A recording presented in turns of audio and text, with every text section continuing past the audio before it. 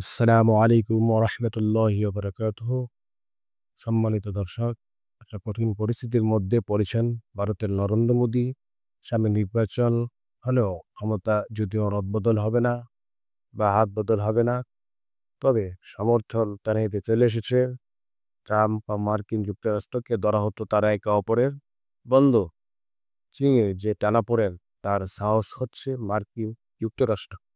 সেই সম্পর্কে এখন একেবারেই ত্বরান্বিতে এমন ত্বরান্বিতে রীতিমতো ভারতের বৈদেশিক বাণিজ্য,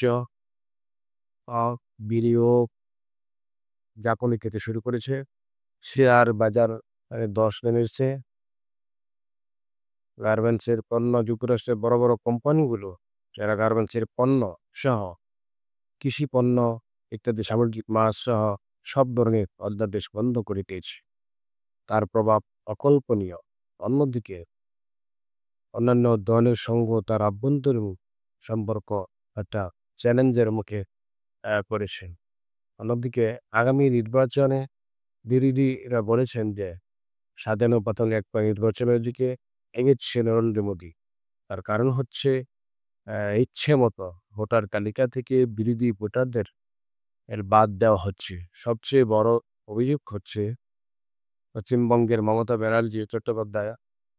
তিনি বলেছেন বাঙালিদেরকে বাংলাদেশি বলে বিতাড়িত করা হচ্ছে।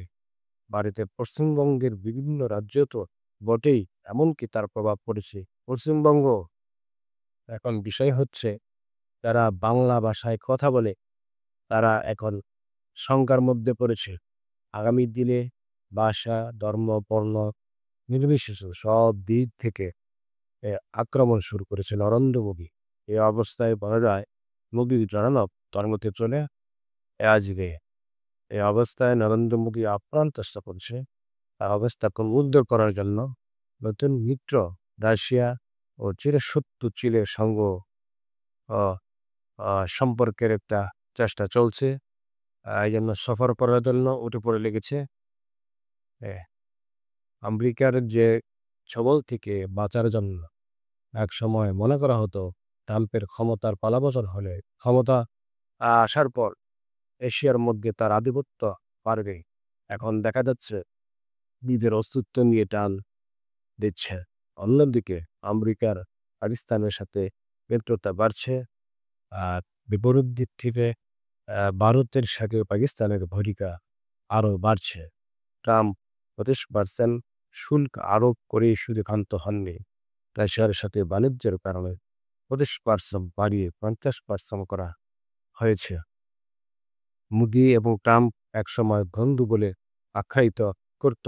এখন দেখা যাচ্ছে ভারত আমেরিকার সম্পর্ক একটা এটা অনেকটা ব্যক্তিগত সম্পর্কের উপর নির্ভরশীল। মোদি কিংবা ট্রাম্পের সম্পর্ক তো ভালো থাকলে ব্যবসা বাণিজ্য সব ভালো হয়। আর যদি খারাপ সম্পর্ক হয় তাহলে সব কিছু কমতে যাবে। এই অবস্থায় মধ্যে নরেন্দ্র মোদী তার আন্তর্জাতিক বন্ধুমহলে সংকীর্ণ হয়ে আসছে। অভ্যন্তরীণ বাবু তার মিত্র ও বিরোধী শিবিররা বলছে যে 11 বছর শাসনামলের সময়কার একটা ব্যর্থ সময়কার হিসেবে পর্যবেসিত হচ্ছে, হিসাবে কাটিয়েছে।